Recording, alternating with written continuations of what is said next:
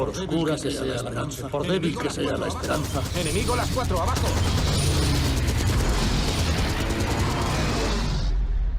La luz siempre llega tras la oscuridad. Moriremos aquí. ¡Aún no hemos muerto! Quien lucha sin descanso triunfa.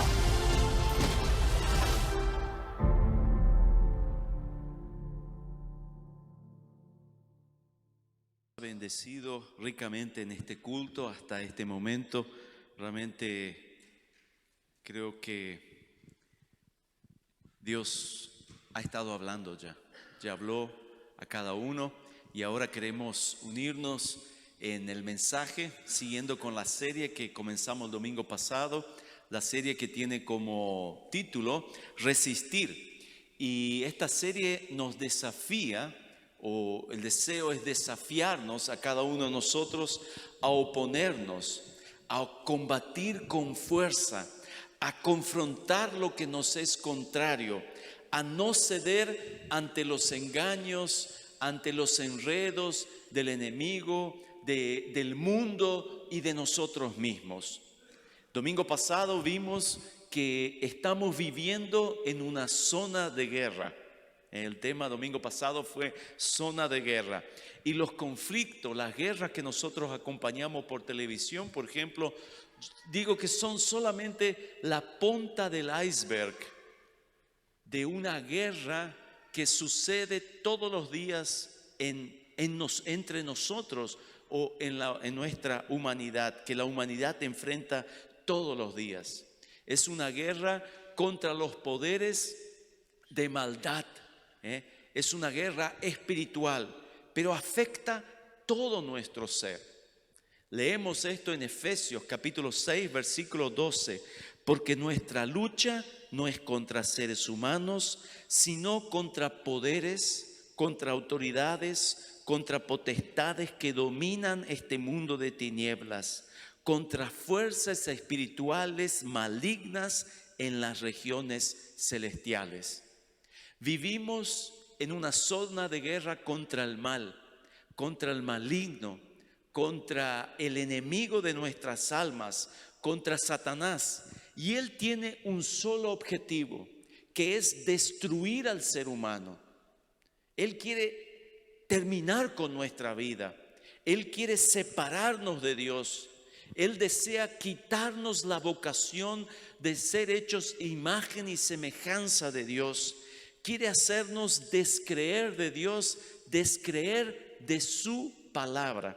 Ese es el objetivo principal de nuestro enemigo. Y saben que esta guerra ha dejado personas heridas. Ha dejado personas heridas en el campo de batalla. Gente perdió la fuerza. Gente que perdió las ganas de seguir luchando, de seguir del sentido de vivir. Y yo digo que fueron alcanzados por las bombas. Estas personas fueron alcanzadas por las bombas del alcohol, de las drogas, del abuso sexual, de la soledad, del amor al dinero, el trabajo excesivo, el orgullo, la baja autoestima, la depresión. Personas que fueron alcanzadas por esos tiros, por esas bombas y que quedaron lastimados en el campo de batalla. Vivimos en zona de guerra, pero nosotros contamos con la suprema grandeza del poder de Dios. ¿Saben qué? Nosotros los cristianos somos el pueblo más poderoso del mundo, porque contamos a nuestra disposición con el poder del Dios, del que es omnipotente, todopoderoso, imbatible, invencible. Además, también contamos con la Biblia, con la palabra de Dios que nos ofrece valiosos consejos para vivir en la zona de guerra. Hemos visto que esta batalla, esta guerra ya tiene un vencedor. Ya tiene un vencedor. Esta guerra ya tiene un vencedor y no es el que aparentemente aparentas ser. El vencedor es Jesucristo. Y esta es la buena noticia que nosotros tenemos que compartir con todas las personas. Con la muerte de Jesús en la cruz y con su resurrección, Jesús venció el enemigo. Entonces ya hay un vencedor. Ya hay un vencedor. Y la otra buena nueva es que somos vencedores en Cristo. Por la muerte de Jesús, por la fe en Jesucristo, todos aquellos que están con Cristo, que están en Jesús, son más que vencedores.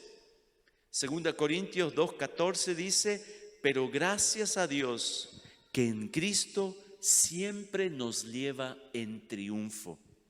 En Cristo, no por nosotros mismos, no por nuestra capacidad, no por nuestro conocimiento, sino por nuestra unión con Jesús, nosotros somos vencedores. Y esa es la mejor noticia que nosotros tenemos. Vivimos sí en zona de guerra, estamos en la batalla, pero estamos del lado vencedor. Y esto nos debe dar esperanza, nos tiene que dar seguridad. No necesitamos vivir asustados, podemos seguir adelante porque estamos del lado del vencedor. Hoy el tema es enemigo identificado. Enemigo identificado.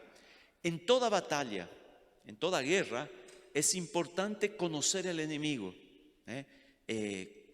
descubrir, saber quién es ese enemigo, saber sus puntos fuertes, sus puntos débiles, su manera de luchar, de combatir. Es importante eso. Y me gustaría ilustrar eso con un dato interesante. Voy a mostrar la foto, un buque de guerra llamado Bismarck. No sé si ustedes pueden identificar muy bien. Un buque de guerra llamado Bismarck. Él entró en servicio en el año 1940. Fue el barco de guerra más grande, más poderoso, construido por los nazistas en la Segunda Guerra Mundial. Era un navío de guerra fuertemente blindado, armado con piezas de artillería de gran calibre y largo alcance. El Bismarck, así se llamaba, fue el navío más grande, más potente, más veloz y más temido en el inicio de la Segunda Guerra Mundial. Superó en tamaño y en potencia de arma de fuego y tecnología de otro navío de guerra llamado The Hood, que por 20 años había sido el navío de guerra más grande de Inglaterra y que dominaba el océano Atlántico. Pero una vez que apareció Bismarck, este otro realmente quedaba muy por detrás. El Bismarck tenía 251 metros de largo, 8 cañones de 380 milímetros que alcanzaban 35 kilómetros de distancia. Imagínense un cañón, una bomba saltaba y 35 kilómetros de distancia alcanzaba. 1940 estoy hablando. Y más de 50 otros cañones. Entonces era realmente un buque de guerra armado con toda potencia para atacar a sus enemigos. Llevaba a bordo 2,000 marineros. 2,000 marineros estaban a bordo de este buque de guerra. En su primera batalla, en apenas 8 minutos, hundió al navío de guerra de Inglaterra, el The Hood. En 8 minutos lo terminó. Una máquina de destrucción, considerado invencible, imbatible. Pero tenía sus puntos débiles. Los cañones de corto alcance no disparaban en ángulo recto. Los cañones de corto alcance no disparaban en ángulo recto y bajo. Y eso facilitaba que los aviones que volaban en baja altura puedan acercarse. Además de eso, su timón era muy débil. Muy vulnerable. Cuando descubrieron este punto débil,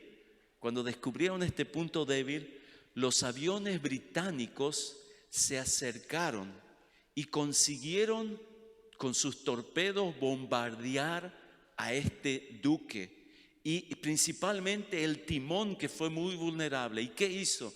Hizo con que el barco no pudiera, estaba perdido, estaba yendo por donde el agua le mandaba porque no tenía, el timón no funcionaba más. Después de 9 días de batalla, este temido buque alemán se hundió en medio del Atlántico. Por eso en toda guerra es importante que nosotros conozcamos los puntos fuertes y los débiles y la manera de luchar de nuestros enemigos. Y así también en la batalla de la vida.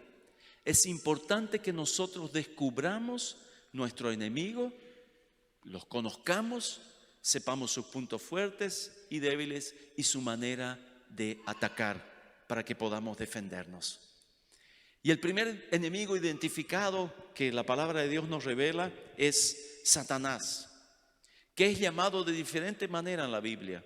Es llamado de diablo, dragón, serpiente, maligno, tentador, acusador, padre de la mentira, maligno, y tantos otros nombres más. Y el objetivo principal de este enemigo identificado es acabar, terminar con nosotros, destruirnos, como dije ya anteriormente.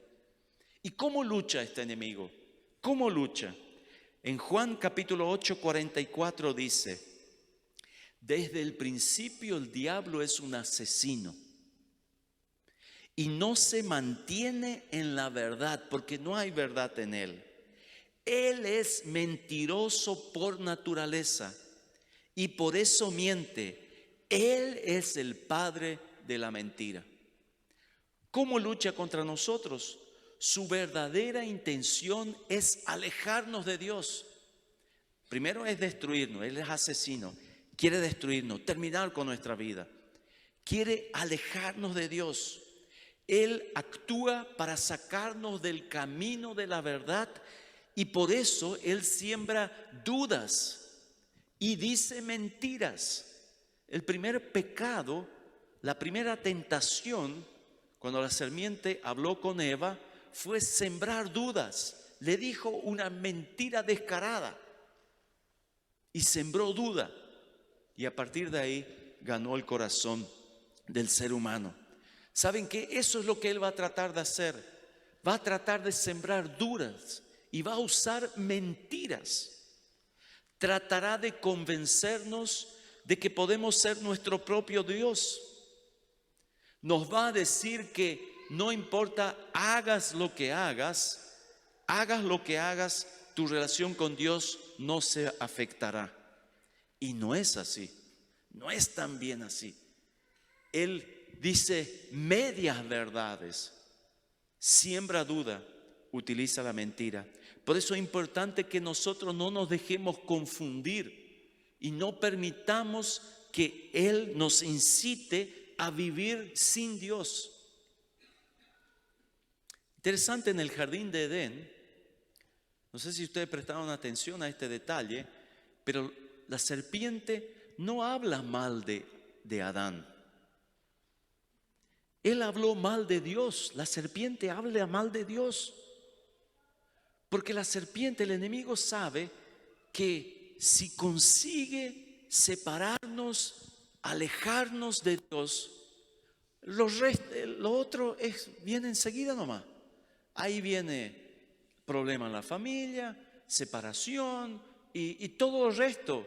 Sigue, es cuestión de tiempo nomás. Si la serpiente, el enemigo, consigue alejarnos de Dios, separarnos de Dios, pronto ya tiene ganada casi la batalla. Y el diablo sabe que para destruirnos, para arruinarnos, lo primero que tiene que hacer es apartarnos de Dios. Y él sabe que todas las demás, las desgracias, son resultados de habernos alejados de Dios. Todo es por alejarnos de Dios. Entonces lo primero que Él va a hacer es tratar de alejarnos de Dios.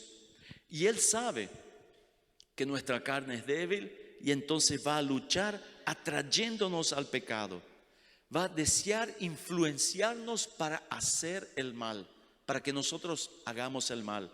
En Efesios 6:11 dice, cuando habla de la armadura, vístanse de toda la armadura que Dios le ha dado para que puedan hacer frente a los engaños astutos. Otras versiones dice artimañas, estratagemas del diablo. O sea, el diablo es el gran incitador al pecado, provocador al pecado. Y él tiende trampas, va a tender trampas para que nosotros caigamos en esos errores. Él viene, por ejemplo, a nuestra conciencia y dice, por ejemplo, no es malo si tú ves algunas fotos en la internet de mujeres, al final son obra de la creación de Dios. Pero eso es traición. Puede venir y también decir, y tenés poco dinero. Si vos robás un poquito del vuelto, no le devolvés el vuelto, no le da de la caja un poquitito, le cobra un poco más, probás ahí un poquitito más de hacer diferente, no ser tan justo. Eso es codicia. Y así de tantas otras maneras, el enemigo astutamente nos enreda, ¿se dice? Enreda, sí. Cuando ve, estamos enredados. Son mentiras que oímos constantemente en nuestra conciencia. ¿Qué postura tenemos que tener? ¿Qué postura tenemos que tener? Efesios 6:13 dice, por tanto, tomen toda la armadura de Dios para que puedan resistir en el día malo y habiéndolo hecho todo, estar firmes. Hermanos, nosotros somos llamados a resistir, a aguantar, a estar firmes. Interesante que el apóstol Pablo no dice que tenemos que atacar al enemigo. No debemos atacar. Claro que debemos confrontar en el sentido de resistir, de estar firmes, de no dejarnos llevar por delante. Pero no nos invita a atacar. ¿Por qué será? Porque él ya es un perdedor, ya fue vencido. Es como un equipo de fútbol que están en los últimos 40, ya están jugando a los 45 minutos del segundo tiempo y ya está perdiendo 10-0. El equipo tiene que jugar porque el partido no terminó todavía, pero ya están los 45 minutos del segundo tiempo y no va a hacer más gol, ya está perdiendo 10-0, no va a ganar más el partido, pero él sigue jugando y muchas veces juega solamente para lastimar y quebrar la pierna de algún jugador. ¿Entienden? Entonces nosotros tenemos que resistir. Santiago 4:7 dice, sométanse pues a Dios, resistan al diablo, ¿y ahí qué va a hacer? Y él huirá de ustedes, de nosotros, de ustedes. Primera Pedro 5:8 y 9, tengan cuidado y estén siempre alerta, pues su enemigo, el diablo, anda como león rugiente buscando a quien devorar. Resistan sus ataques, manteniéndose firme en la fe. Satanás ya no puede ganar la batalla, él ya perdió. Jesús venció, no necesitamos más temer a eso. Pero Satanás sí va a seguir molestándonos, va a tratar de derribarnos, tratar de hacer un tranque, lastimarnos la pierna, quebrarnos tal vez la pierna, separarnos de Dios. Así que tenemos que estar alertas, firmes y resistir. Hay otro enemigo identificado, que es mi carne, la carne de cada uno de nosotros. Saben que muchas veces Y esa era un poco mi duda al traer este tema, porque a veces uno dedica tanto tiempo a Satanás y la idea no es dedicar tiempo a él, no debemos. Algunos dedican tanto tiempo al enemigo que parece que él es omnipresente, omnisciente, omnipotente. Le dan más atención que Dios y nunca debe ser así. Claro que sí. Hay personas, hay casos de personas que ingresan al mundo de las tinieblas. Ingresan al mundo de las tinieblas y son entonces, como se dice así, esclavos de este mundo. Pero de ese mundo de tinieblas. Pero eso no es la regla. Los cristianos no debemos tener miedo. El diablo ya ha sido vencido y los que tienen a Cristo están del lado vencedor. Pero el apóstol Pablo nos llama la atención a la lucha contra otro enemigo, que es la carne. Romanos 7:18. Porque yo sé que en mí, en cada uno de nosotros, es decir, en mi carne, no habita nada bueno. Porque el querer está presente en mí, pero de hacer bien no. ¿Saben?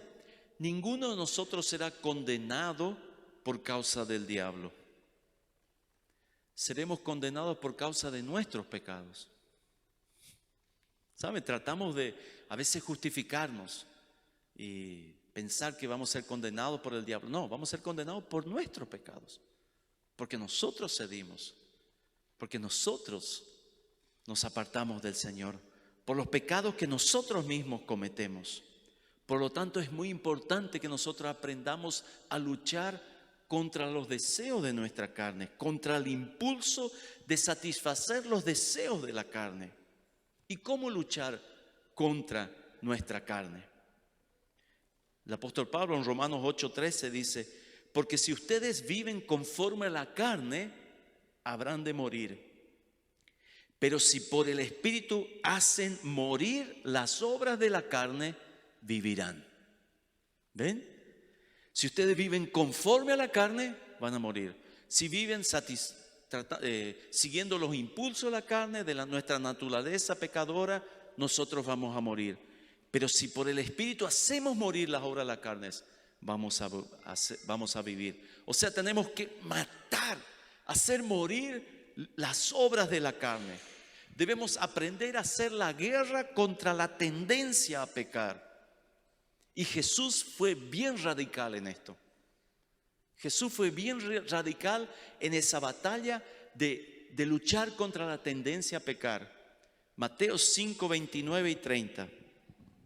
Si tu ojo derecho te es ocasión de pecar, arráncalo y échalo de ti. A la pucha, estaríamos llenos de ciegos por acá, ¿eh?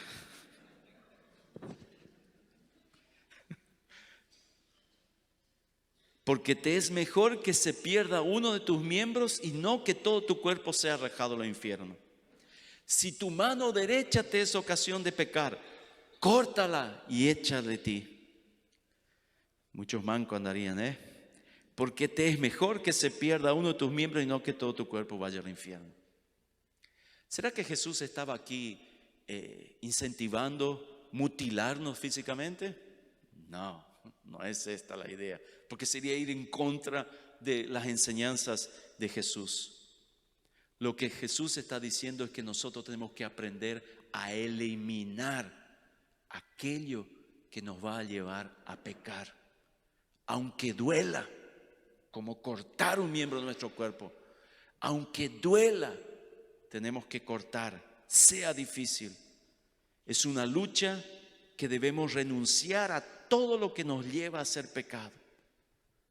Por ejemplo, ¿tenemos algún problema con el alcohol? Vamos a evitar los eventos y los lugares donde se sirva alcohol. No vamos a tener alcohol en nuestra casa, ni para remedio, ni para hacer dulce, hacer un postre, no para nada, ni para hacer la carne de cerdo, lo que sea. Si tenemos problema con la bebida alcohólica, tenemos que cortar. Esto los alcohólicos anónimos dicen claramente. Nosotros tenemos inteligencia, hermanos. Dios nos dio inteligencia y si tenemos una debilidad en esa área, tenemos que ser radical, porque si no, cuando vemos, estamos siendo estamos siendo, como se dice así, vencidos por ese mal. Si tenemos que abandonar amistades que nos llevan por ese camino, aunque duela, aunque sea difícil. Si tienes problemas con chismes, bueno, evita las compañías de las personas que te hacen hablar mal de otras personas. Evita. Si hay alguien ahí que tiene para ese placer de hablar de la vida de los otros, evita juntarte con eso. Toma mate con otro. ¿Alguien tiene problemas con la pornografía? Evite el computador, evite el celular, evite estar solo en momentos, lugares solos, solitarios, cerrados. El problema son las deudas constantes. Bueno, cancelar la tarjeta de crédito. Cancelar, hacer pagamento en cuotas. Cerrar tu cuenta en el banco. Perdón. Evitar los centros comerciales. Si el problema es la avaricia, busca personas que tienen necesidad y sé generoso con ellos. El problema es el orgullo. Evita hablar de vos solo todo el tiempo. ¿Se dan cuenta? Dios nos da sabiduría para evitar situaciones que sabemos que son de la carne. Tenemos que evitar. Si matamos las obras de la carne, Satanás no tendrá influencia sobre nuestras vidas. Por eso es importante que nosotros conozcamos los enemigos. Tenemos el enemigo, Satanás, y tenemos nuestra propia carne. Conocemos su manera de actuar, conocemos nuestra manera y sabemos cómo debemos resistir. Estos son los enemigos identificados.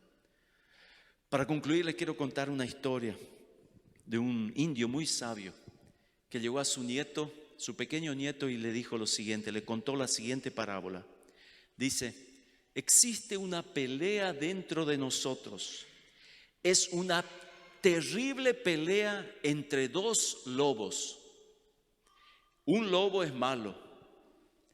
Ese lobo es furioso, rabia, envidia, remordimiento, avaricia, arrogancia, mentira, resentimiento, orgullo, superioridad, ego.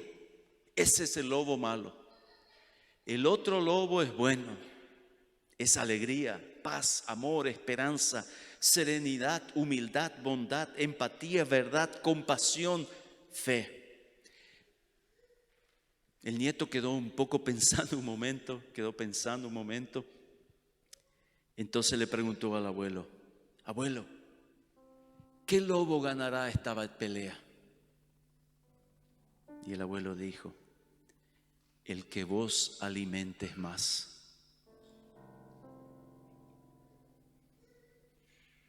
¿Qué lobo ganará la batalla en nuestro corazón?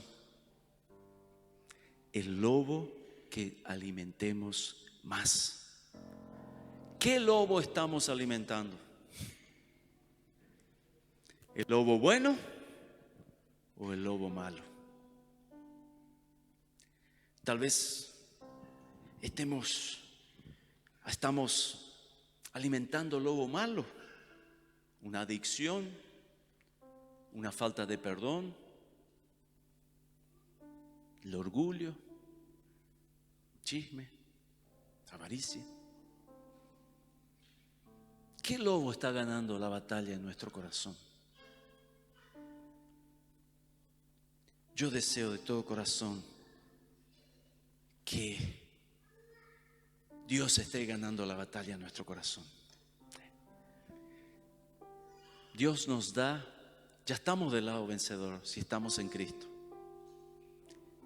Pero si por ahí en esa batalla nos hemos confundido, nos hemos dejado como se dice así, el brasileño dice cuando hace esa seña, endulzados nuestros oídos, engañados por el enemigo que tan astutamente nos confunde. Y tal vez sin darnos cuenta hemos estado alimentando ese lobo que nos va a llevar a la perdición. Que Dios nos ayude. Vamos a entregar nuestra vida al Señor. Vamos a servirle de todo corazón. Vamos a pedir que Él nos dé sabiduría para identificar nuestros puntos débiles. ¿Dónde podemos estar más accesible al enemigo y cuidar?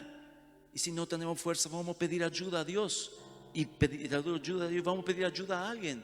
Vamos a pedir a un hermano, una hermana, decir, vení a orar conmigo, ayúdame.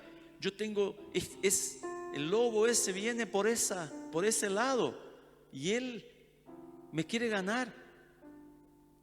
Hermanos, no tenemos que tener miedo de compartir nuestras luchas, porque a partir del momento en que compartimos nuestra lucha, ya hemos vencido, porque el orgullo no nos permite compartir eso. Pronto, el lobo malo tiene espacio. Pero si nosotros le hablamos, pedimos ayuda, si reconocemos nuestra flaqueza, nuestra debilidad, ahí estamos venciendo. Y cada día un poco más, cada vez un poquito más, y vencemos. Y cuando nos damos cuenta, aquello que era una batalla tan difícil, ya no es más. No es más. Que Dios nos ayude. Vamos a ponernos de pie, hermanos.